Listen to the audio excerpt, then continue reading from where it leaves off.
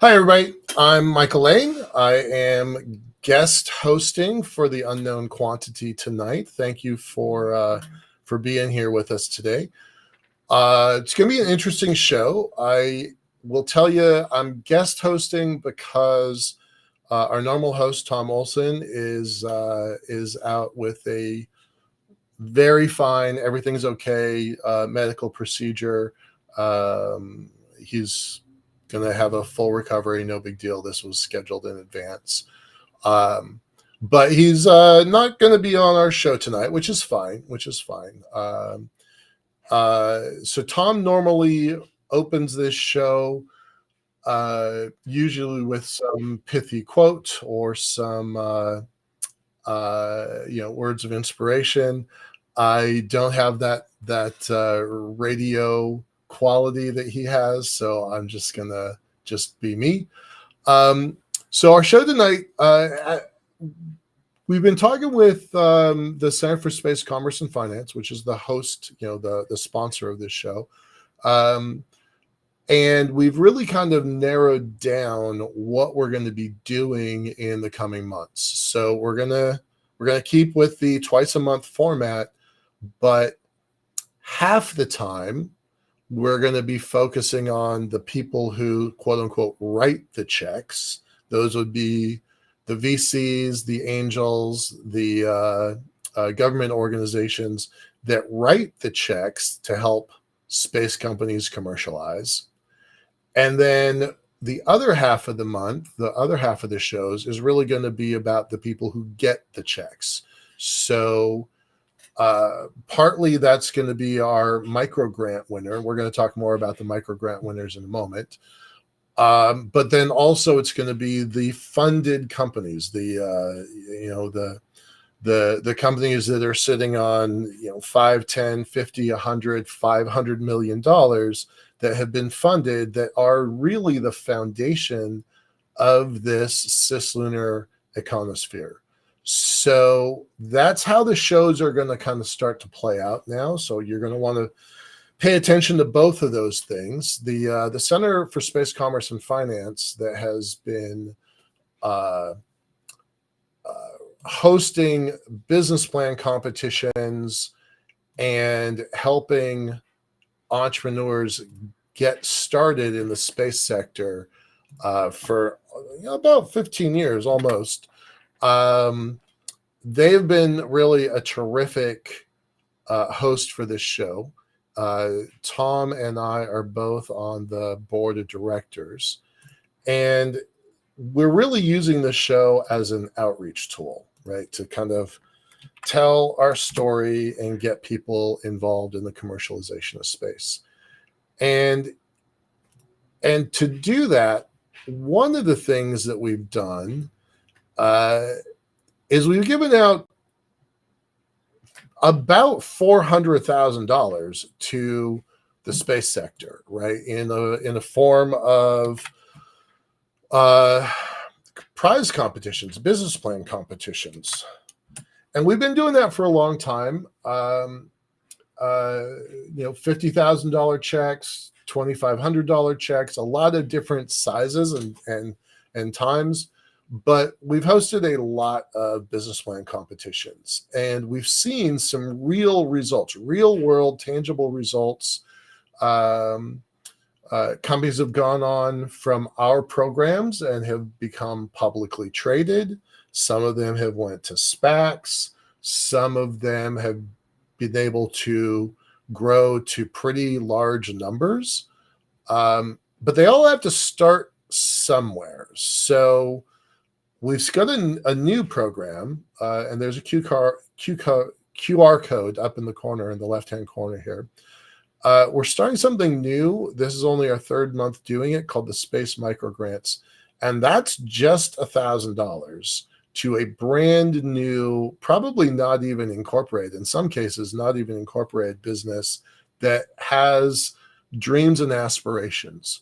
So we're going to continue doing these large business plan competitions, large check business plan competitions. We've got some really great plans firming up down in Sydney next year with the International Astronomical Conference. But there was a hole at the other end of the market, the very, very beginning stages. So we're gonna bring on our guest here in a moment. But I wanted to do a quick shout out to all of the military people out there. I'm a former U.S. Marine. My family was.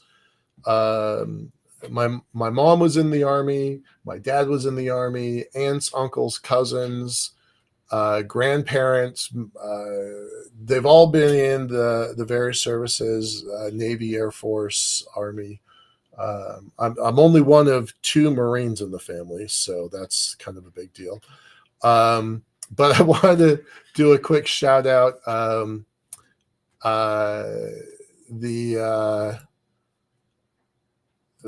The Marine Corps was founded in Pennsylvania at Ton Tavern, and now that original building was demolished generations ago.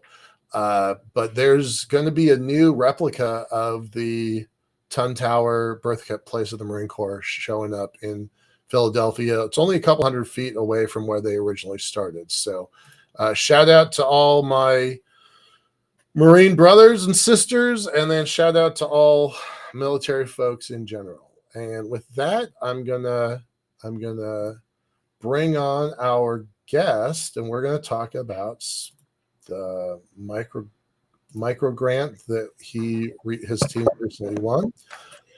Jeffrey, how are you? I'm good, brother. Thank you for the introduction. How you doing? Good. First things first. Congratulations on winning our micro grant. To remind everybody, this is no strings attached. So we can do whatever we want. So what's happening so far is each month we get a set of new forms. They're really short forms to fill them out, asking who are you, what are you doing, why do you want the money, what do you plan to do with it. Jeffrey, how long did it take you to fill that form out? Honestly, brother, and I'm glad that you mentioned that. I think it took me maybe a minute, if that, right? Yeah. And that's one of the cool things about your particular grant was how easy it was, right? And a lot of the grants are a lot bigger, but sometimes the simplicity of it makes it easier. What are you trying to do? What are you trying to accomplish? What will you do with the money? Sweet, short, and simple. So I do commend you guys on that. Thank you. Thank you. Well, no, that's what we want to hear. We want to make it easy. When you and we'll talk about this in a second, but when you fill out a set of forms for the government and the grant process, research projects, those are 10, 20, 50, 100, 1,000, a million pages. At least it feels like a million pages sometimes. So I want to encourage anybody that's listening to either submit an application if you're a small, very small starting business. And if you think that what we're doing is a good idea, we'd love to have you support it financially, and that's a way you can donate to the microfund as well. So, Jeffrey, tell me about your business. How long you've been around? And by the way, thank you for your service, brother. Appreciate that. I see the big flag and the Navy sign behind you. Did you just freeze? And thank you for your.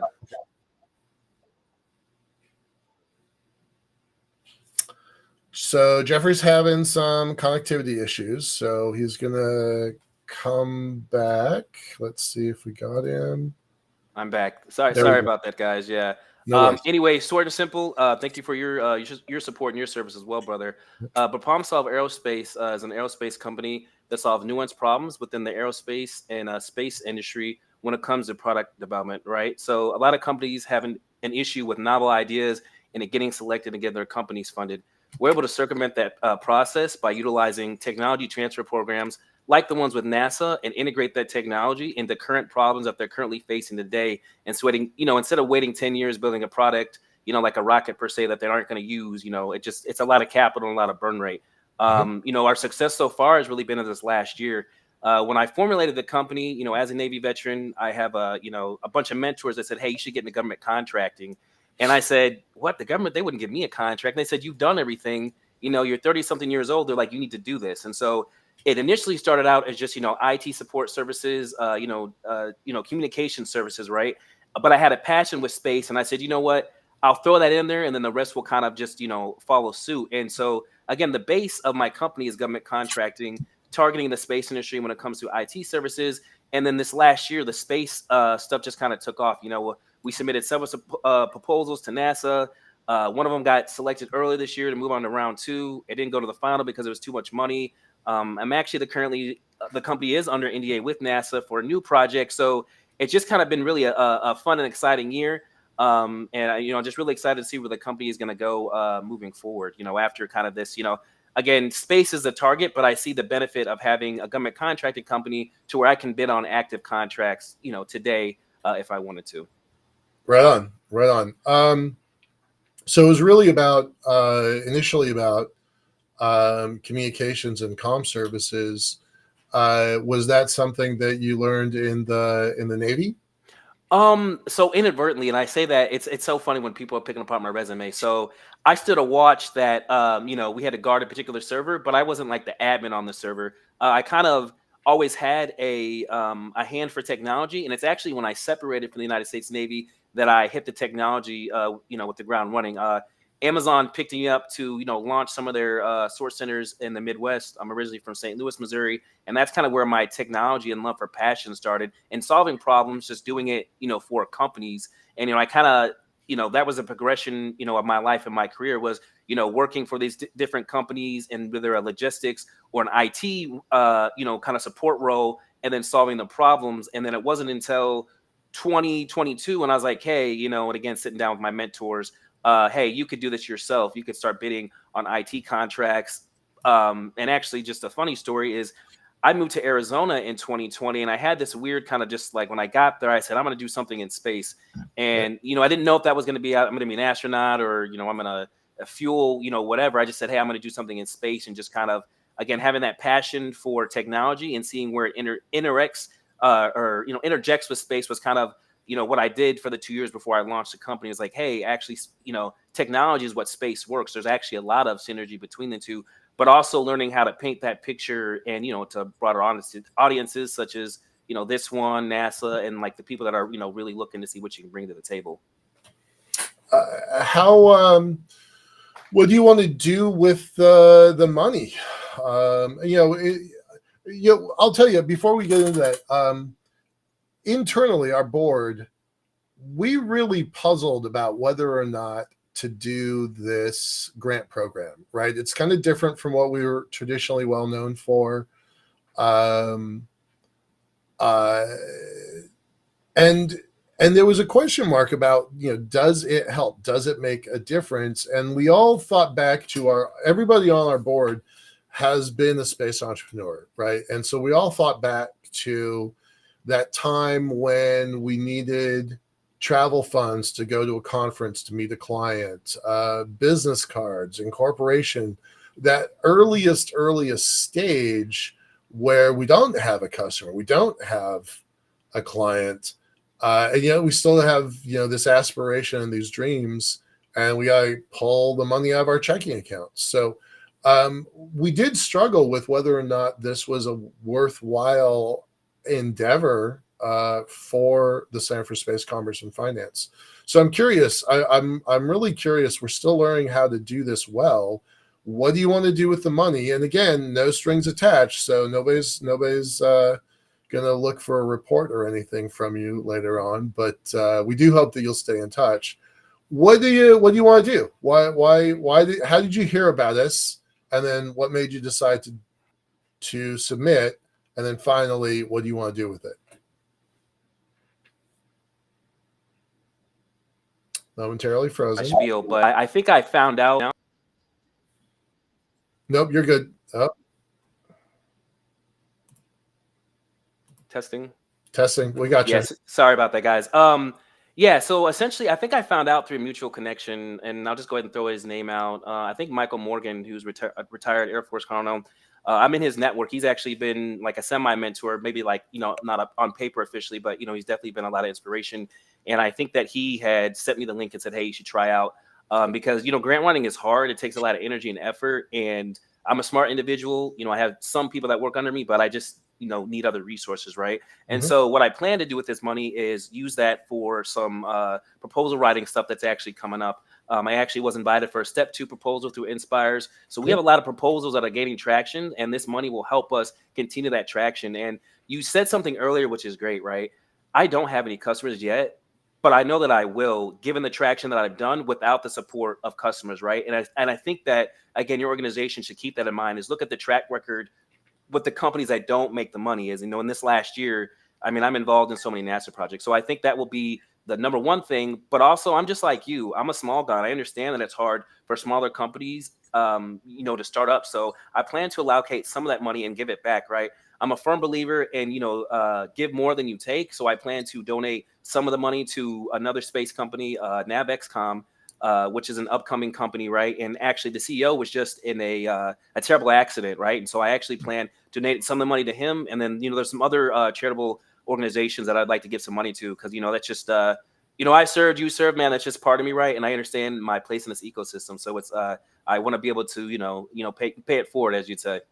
Cool. Cool. Cool. You mentioned we didn't know you were a Navy vet when we picked you. It just happens to be that we just finished off with uh, Veterans Day. What do you think that your military service had to contribute to your business? Oh, I'd say it's the only reason why I started the business, right? I think that what for most service members, once you reach like that level, right? I mean, you're serving the federal, you're serving the federal government. There's not really much of a ceiling that you can peak, right? And I think that once we separate, we want to continue to contribute to society and give back, right? And I think that I just woke up one day and say, man, I've done a lot. How can I still continue to serve my country by giving back, right? And that's kind of why Problem Solved Aerospace was born, right? Is, yeah, we target the space industry, but I also want to support DoD to support our brothers that are currently fighting our wars, right? Okay. Because, there might be something that I can see working on the civilian world that they don't. And I was there and I've been there and done that. I just want to make sure that they have the best, available equipment, technology available. But to circle back to, the main point is, I mean, it played a pivotal role and probably the only reason why I'm doing it. I'll go ahead and shout him right now. I think he's a master chief, but now I'm just having a brain fart because I forgot his name. But anyways, master. He was my master chief, my command master chief. Where I served up at the time, and he was hard on me, right? And Right. I didn't understand why he was hard on me. But as you get older, you understand why they're hard on you, because they see the potential that you have, Yeah. and they know that you're going to be somebody, and you need to learn these lessons now, so that once you enter the arena, you're able to navigate it, right? And I would say that in the 3 years that I've been doing it, if I didn't have those hard lessons from my master chief, I wouldn't be doing this, because I tell people this: there's been a lot of no's, but those no's is what keep me going. Those no's are what's like, what? It's taking that feedback. And, I think that, people say I'm the scientist, but it's like, I've learned to really step back and say, hey, how can I pivot or receive that pivot or that feedback and keep the business going? So I'd say the Navy was, great at that. They were hard, but it was a good hard. It was like, hey, you're making a mistake. You need to correct yourself and to get better. And I think about my military career, and as I made my way through the ranks, it was like, you look back, it's like, oh, that's why I had that hard lesson. It was prepping me for the next rank. And it's always it's always foreshadowing, right? You don't understand that until you have to look back. And it's like, it's funny, I reached out to Master Chief, and I think he's in the middle of the Pacific right now, and I said, I'm really thankful that, I didn't get to say this thing, 15 years ago, but I thank you for those lessons, because I wouldn't have this company that I have now. And, his response was, hey, do you need a chief engineer when I get out in 2 years? So it's, I think that's the fine thing about the military, right? Is that transcendence, right? Is that it's not about, the color of our skin, but it's about people that have the same ideals and belief and come together and, submit the mission, support the mission, right? And that's what I love about the United States military, is that transcendence, right? It's not about the different classes. It's not about that. It's about coming together as a people, and it's and accomplishing goals, tackling problems, but at the same time serving the greater good, right? And that's just where Problem Solve Aerospace. as you get more and more, as you get deeper into the We're going to support you in this sorry, way. we got a delay there. As you get more and more into the ecosystem space, especially the commercialization side, you're gonna see that we're all very mission driven. Everybody's mission driven in this sector. So yeah, you'll see that. And during the rest of the program today, I'm going to be talking an awful lot about some changes coming up in the commercial sector, and some of it going to be coming out of the Space Force, especially. So, Jeffrey, problem solved. Problem solved aerospace. Thank you very much. Congratulations on your win. Do you have any last thoughts before we sign you off? No, Michael, you can still hear me, correct? I don't know if I. Okay, Yep. gotcha. Well, no, I just want to first of all say thank you to Michael. Be sure to tell the other brother, Tom, to get well soon, and honestly to your organization. And again, I hope that you guys can use this as like a model to show that it does work, right? And it may not seem like a lot of money, but it really does help me. And I'm hoping that I can, in January there's some big news coming out, and I'll be able to show and yield those results with, again, the results of you guys give me this no strings attached grant. So I greatly appreciate that. Hoo-yah, go United States Navy, go America. And again, thank you, brother. Roger. All right. Stay in touch. Good luck with whatever happens in January, and keep us posted. Yes, sir, I will. All right. Thank you. Thanks a lot. Yep. Bye-bye. All right. So a little bit of alluding there to what the rest of the program is. We're going to be spending the next 40 minutes or so, which sounds like a long time, but I have so many open tabs right now about the news of the week. It has been a big week. So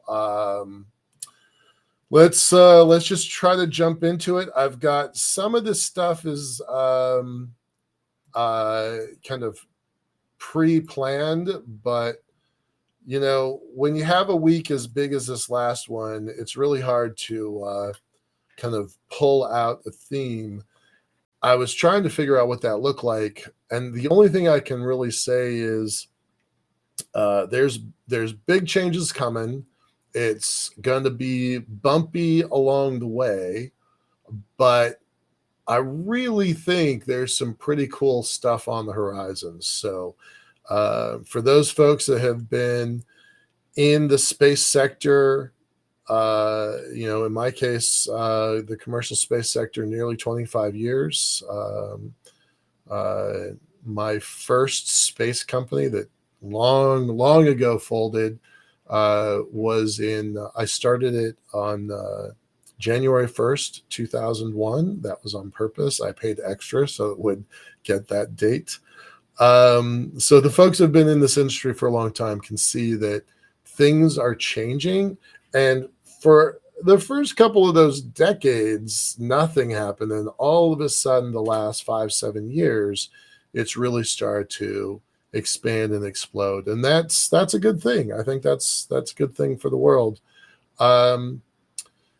So without taking sides, blue or red, we all know that America changed its mind this last week.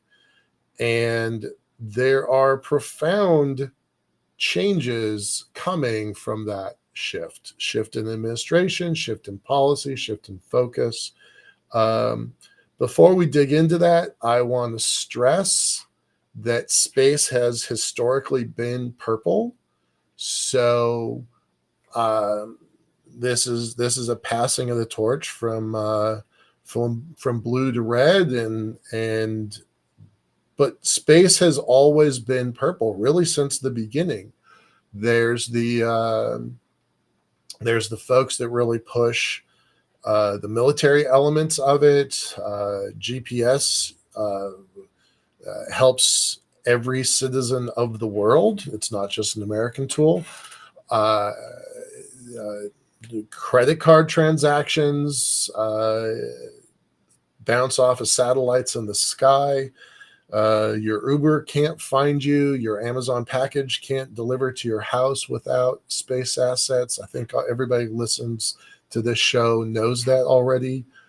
And then the blue side of space, the environmentalists, the climate change folks, they want to use this data to record what is happening in our world. And both of those sides, even though the news basically pits us one against the other in a death match, those two sides of the coin really come together in space. As I was just saying to Jeffrey a moment ago, the folks in this sector are very mission driven, and we all have a hope for humanity. We might define that hope differently, but we all have this hope for humanity. So with that, I want to get into, I have got a ton of stuff here. I'm pulling articles and messages from half a dozen different news sources. I'm going to start with one that's probably arguably one of the most important, but the one that is going to take the most amount of time to get into. So rather than spend the entire show focusing on it, I'm just going to give you a snippet of it. So bear with me. I'm going to post this. And so whether you like the new administration or not, whether the phrase 2025 came to be in some places a clarion call for hope, and in other places it came to be known as something to be afraid of. Before that phrase 2025 came online, back in, I believe, October, the Aerospace Corporation, the largest think tank for space policy in the country, arguably the world, these folks, their job, and I think last I heard they had something like 2,000 PhDs on staff. Like, it's a giant organization. But they look at space and they plan missions and they look at policy. So they issued this Space Agenda 2025. I strongly recommend taking a look at this, because these are very smart people that have a very objective, not blue, not red perspective on what is good for America's space program. And there's several 1, 2, 3, 4, 5, 6, 7, 8, 9, 10, 11, 12, 13, 14, 15, 16, 17, 18, 19, 20. There are 20 well thought out papers on what the agenda for space should be. I particularly like and admire Kara Kuzman. She is their futurist. She has done some really terrific work on what does the future of America's space program look like. So that's a paper. You can grab it here. I think that was particularly interesting. Space security, we're going to be talking about that for quite a bit tonight. The industrial base for space, absolutely critical to the future of the world. And I hope that doesn't sound like hyperbole, but I really think that's important. And,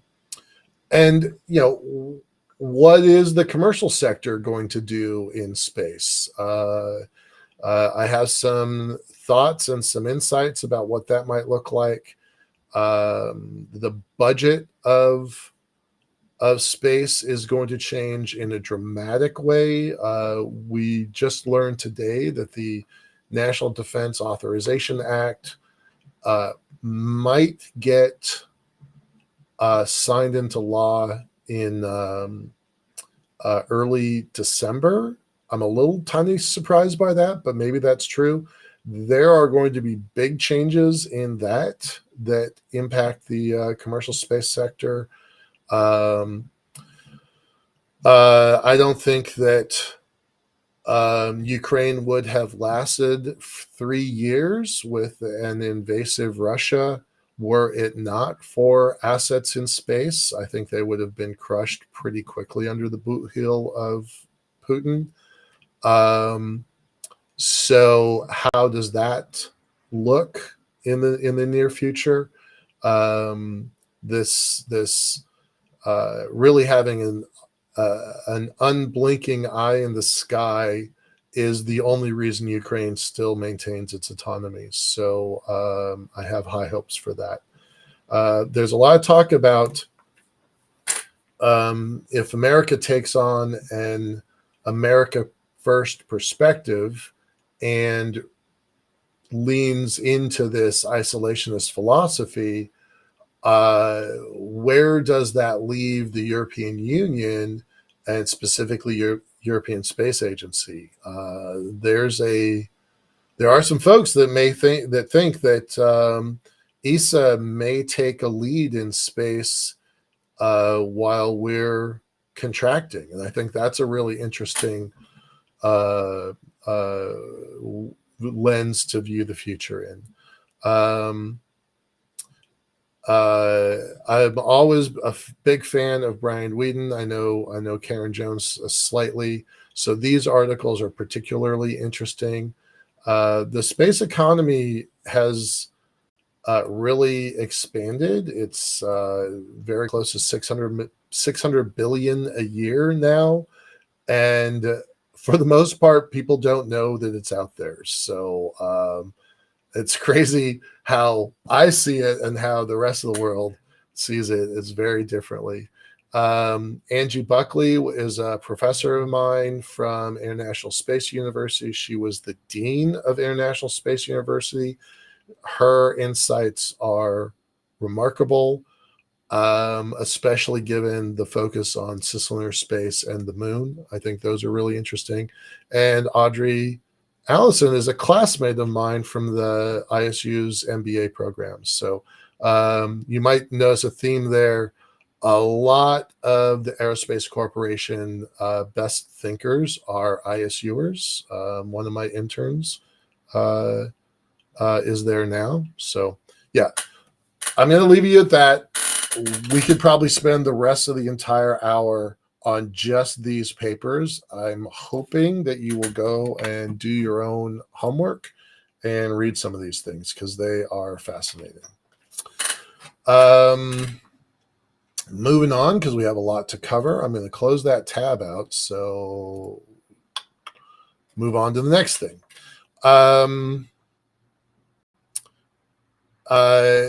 There's an interesting article about Trump's new space policy in Fast Company, which I've lost the link. Here we go.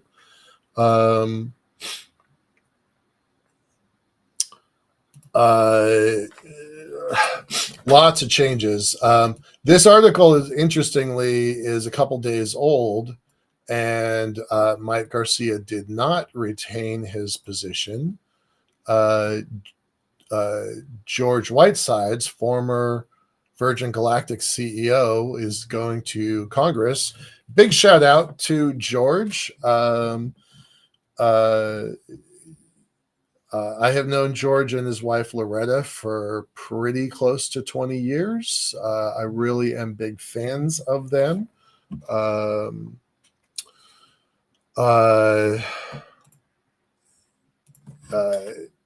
George just won his new seat, and this Wikipedia article doesn't really do the guy justice. So I'm going to shout out some of his praises because he's earned it. He was the leader of the National Space Society when I first got into space. So, I count that as kind of the gateway drug because it was such a friendly organization to open its arms to new people.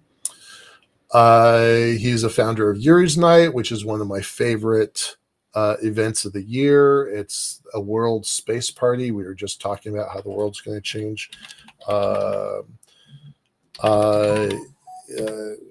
Fun note, his wife Loretta's birthday is April 12th. And that is the night that Yuri Gagarin is celebrated for going into space for the first time.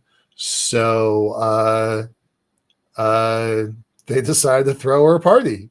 And it's now hundreds of parties all around the world dressing up in fun space costumes and kind of everybody enjoying the solidarity of working in space, of humans going to space.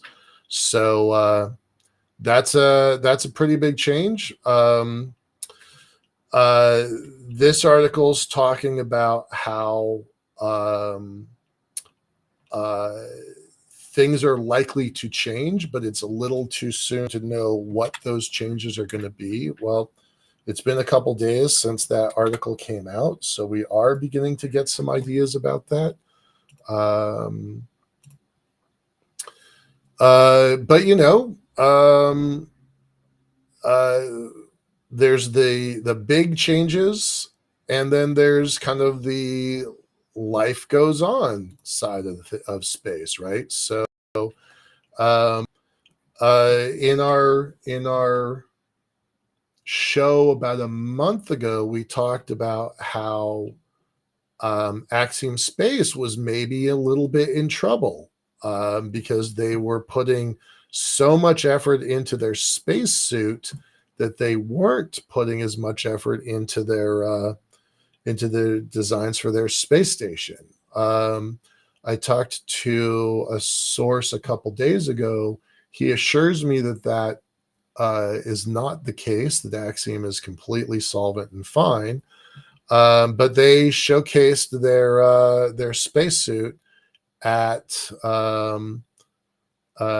IAC in Milan a few weeks ago. So why is a high fashion group partnering with a space station company? I think it says that space is cool again. I think that's what they're saying, but it's good for product and it's good for the people, the community of people that go to the space station, right? So it's going to start out as the International Space Station module and then move over to their own system once the ISS is retired. Okay. Another kind of business as usual is Firefly just pulled in $175 million new dollars, so that's terrific. That puts their valuation, where's the number? $2 billion, right? So in the scope of things, I think this says that SpaceX, Undisputed King, Rocket Lab is pushing really hard. I think their valuation is, about $6 billion. And this puts Firefly at $2 billion. So some real competitors. Yeah, they might be steps behind. They might be steps behind SpaceX. We can't really get a valuation for Blue Origin only because it's not a public company by any definition. So, where does Blue Origin fit in the pantheon? I would argue they're pretty big, but it's nice that the industry as a commercial sector is really starting to identify valuations of these companies. It's been kind of forbidden for the last several years for companies, venture and angel companies, to invest in another rocket company because Space Fund was tracking more than 100. I think that number eventually blossomed to 150, nearly 200. You got to be doing something pretty different to get capital in a rocket company now. right? Most of those companies are going to evaporate. But it leaves some pretty solid, strong players on the other side. So, yeah, I would say that's kind of business as usual as well. The next one I think was interesting this week is the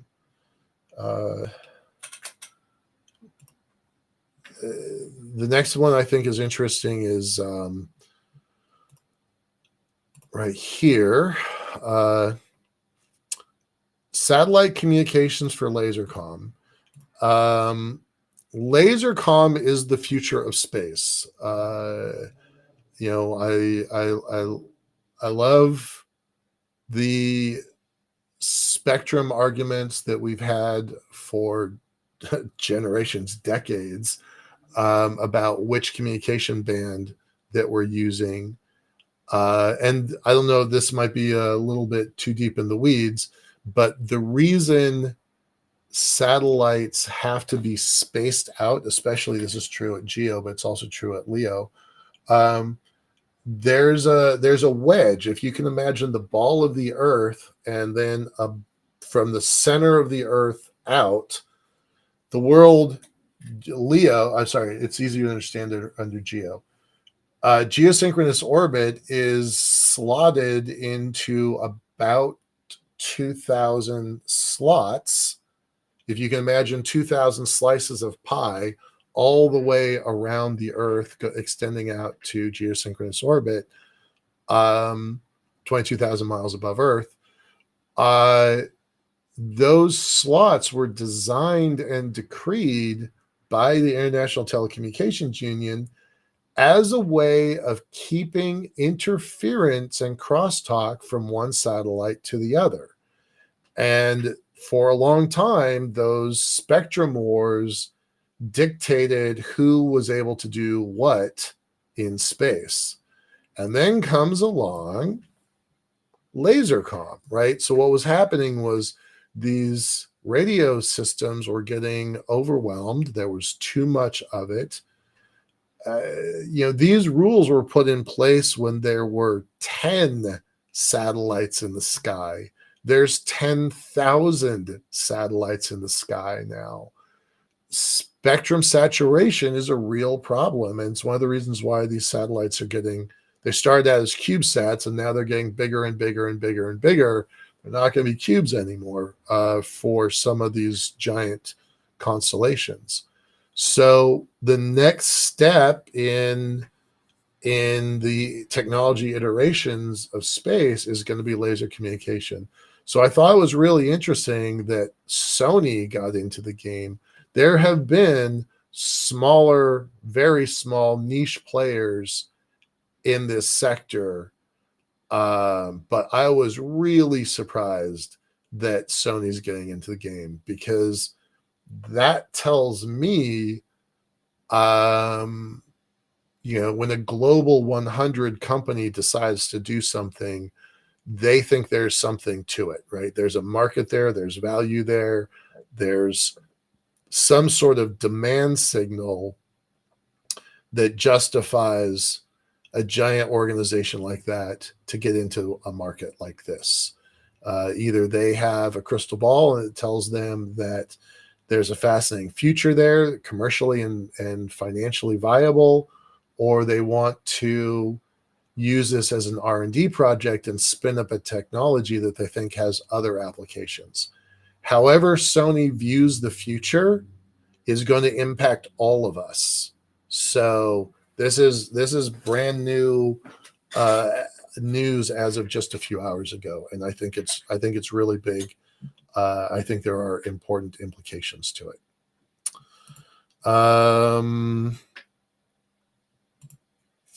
I just said a minute ago about George Whiteside, so I'm going to close this tab out, but there's a good article I wanted to share in the links.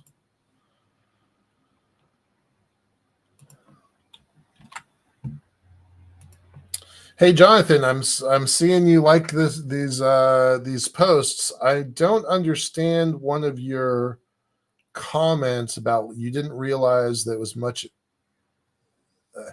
can you explain that a little bit? I'll try to answer your topic, your comment. And thanks for being here, Jonathan. Appreciate it. If anybody else has comments they want to toss in the chat, just feel free. Let's see. Okay. Oh yeah, this one is giant news. There's going to be there. Let's talk about. First of all, this newspaper is out of Colorado Springs area, Denver, right? So, what is going to happen with Space Command in Colorado Springs? So let's talk about that and give you some background here. Trump created Space Force as a separate organization, and by the way, it's super confusing, but United States Space Command is not the same thing as U.S. Space Force. For those that don't know, Space Command is still Air Force. But they're kind of like they bleed together. I don't know how else to describe it, but it blurs together.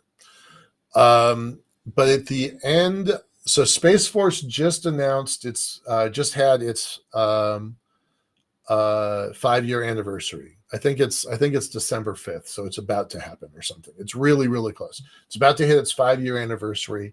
It has gone through 2 commanding officers.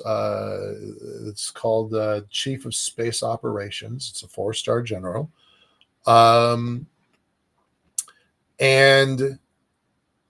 when it was first created during the first Trump administration, it was pretty chaotic. There was a lot of moving parts. It hadn't really gotten nailed down as to who they were and what they were doing. And there were some arguments about who deserved the patch of being a guardian. Initially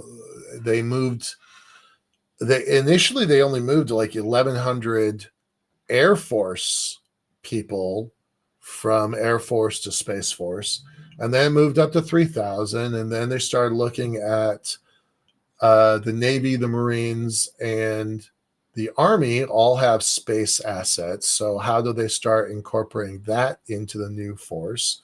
And this is the same thing that happened just after World War II when the Air Force was carved out of the Army. So what's happening currently is Space Force is being carved out of Air Force. But when you're talking about budgets in the 3, 5, 8, 11, 22, and currently $26 billion, there's knife fights, right? People get pretty upset about those budgets. And so at the end of Trump's administration, there's a very controversial move to post Space Force headquarters and Space Command down in Huntsville, Alabama. If you'll remember, Huntsville, Alabama is where Werner von Braun was brought to the United States in Operation Paperclip. And that became the beginning of the Army's ballistic missile ranges. And that's the space program that we have now. So Huntsville has a long heritage of supporting the space race. It is the beginning place in America for space systems. So then fast forward, the representative from Colorado Springs and the representative from Alabama, Huntsville, get into a pretty big argument. And in the waning days of the Trump administration, it was considered a political move. The commander-in-chief, then President Trump, assigned the location of Alabama. So then fast forward, immediately after taking office, Biden reversed that political move and said, okay, it's going to stay in Colorado Springs. Now, here's my own bias. I'm sharing it fairly. I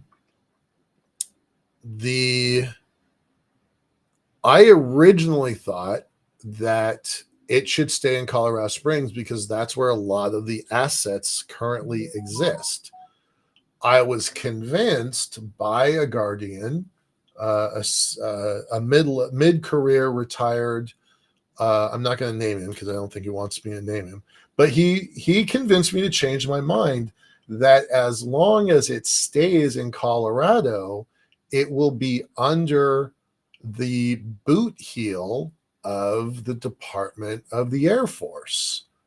If it becomes its own organization, if there is an equal branch that is the Department of Space Force, it fights on a more equal footing.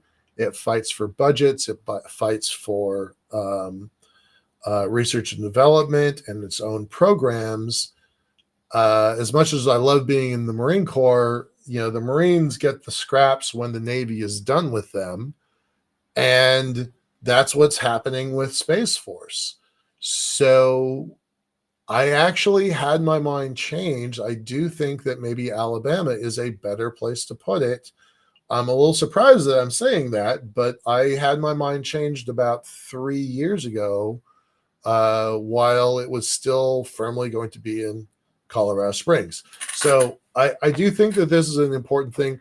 And while I think that this headline is definitely motivated by the politics, I think the end goal of a better Space Force might be better served by going to Alabama. So, long-winded answer to that. And by the way, keep in mind, I want to give a shout out. Let me do a shout out to some of the places I'm getting a lot of this information.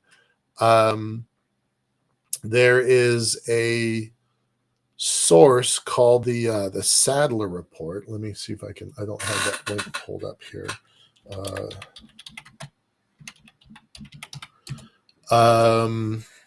Nope, that's not it. Yeah, New Space. Yeah. Here, I'm going to post this link in the chat.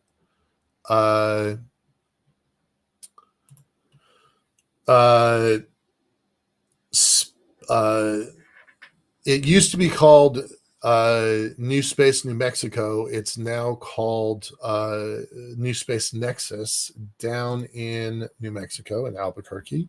They have really been pushing the commercialization of space and the partnerships with industry. They host an annual event each year focusing on the industrial base of space. It's pretty important. But a lot of the news that I'm sharing with you all today really comes through this New Space Nexus and their Sadler Report. So I read it pretty much every day. A crazy amount of contents coming out of this as a result of the recent elections. So more than I can possibly cover today. But some things I do want to talk about that come out of this Sadler Report. A couple of really interesting ideas. One, there might be a Secretary of the Space Force that would be equal to the Secretary of the Army, the Secretary of the Navy, and the Secretary of the Air Force. That would be a giant change. Notice the Marines don't get a secretary because it's under the Navy. That would be a giant change, and it would elevate Space Force at a level that, frankly, is beyond my original wildest dreams. During the Obama administration, there was talk about creating a Space Force. I was asked to prepare congressional testimony. Ultimately, that didn't happen, but I always assumed it was going to stay subordinate to the Air Force, and this change could elevate it to its own level, and that would be amazing. So that's one element. Another element is that former 3-star general, Lieutenant General Quast, would be a terrific candidate to head that agency, be the top dog there. And I think that would be fitting because General Quast risked his career, and I mean that in the real sense, for pushing forward the Space Force idea. So I genuinely could not think of a better qualified person than that. So that's exciting. Space Force was originally created, and one of the arguments was it'll keep the budgets compressed and prioritized for space. And the budgets start out super small because there were only 1,000 people that are going to move into it. And then over the last couple of years, Space Force's personnel is hovering around 10,000 people or so, a little bit less, a little bit more, something in that range. They have absorbed the space assets of other organizations, but their budget has grown to it's just slightly more than NASA. It's about 27 billion versus 26 billion or something in that range. But because the personnel numbers are so small, Space Force doesn't have its own bases, for example. They're all parts of Air Force bases. It doesn't have the same level of staffing and personnel. So what that means is that $27 billion is actually getting spent in the commercial sector to build more satellites, more launches, a giant research and development budget. And that is a good thing. That's a good thing for our industry. It's a good thing for America. It's a good thing for our partners in the world. And there's talk about that budget moving from not just 27 billion, it might be 30 billion by the time the NDAA that I mentioned earlier, National Defense Authorization Act, that's going to come out in a few more weeks. But there's talk about that budget moving from 30 billion to 40 billion to possibly $50 billion. And I want to stress the very highest percentage of that is going to circle back to the commercial space sector, whether that's in contracts for research and development or ground stations or higher resolution cameras. There's a lot of different ways that is going to come online, but it will be a giant customer for our industry. It won't be the only customer, but we talk about it in terms of in real estate terms, I sometimes call it an anchor tenant. In this industry, we refer to it as a lighthouse customer. It's not the only customer, but it's a customer that says, this is safe passage, this is understood territory, and we want to encourage this activity. So the government as a lighthouse customer. So those are just some. I didn't even get to even half the news that I was looking at. There's so much of it. I've given you snippets. Really appreciate the comments from folks. The LinkedIn customers talking, or the LinkedIn viewers that's an Alabama resident. That's great. I'd love to hear that. You're right. You're making a comment about it doesn't have the infrastructure. I am concerned about that. I appreciate that comment. And that's okay, because there would have to be some upgrades and development to the region in order to support it. So I'm not gonna like, it's not an argument I want to have with folks. It's one of those things where I didn't think it was true. I had my opinion changed, and now I'm like 55-45 going to Alabama versus staying in Colorado. So I think it's interesting however it happens. I hope it is an objective decision and not political tit for tat, because that's what it has looked like. It looked like that when Trump assigned it there. It It looked like that when Biden reversed that decision, and it looks like it's again a political decision. I would hope that someone who actually has skin in the game could make a better decision for the sake of Space Force and for the sake of the United States. So with that, I'm gonna skedaddle. I really appreciate y'all being here tonight. It was terrific talking to Jeffrey about his micro grant. I really appreciate the Center for Space Commerce and Finance and all the work that they do, that they've been doing for the last 15 years. And with that, I'm going to sign off. And we'll see you in 2 weeks. 2 weeks from now, we'll have a guest that is really all about writing the checks. So that's how we're going to break our show up. In the beginning of the month, it's going to be about the folks writing the checks. In the middle of the month, it's going to be about the folks receiving the checks. So stay with us. I really appreciate you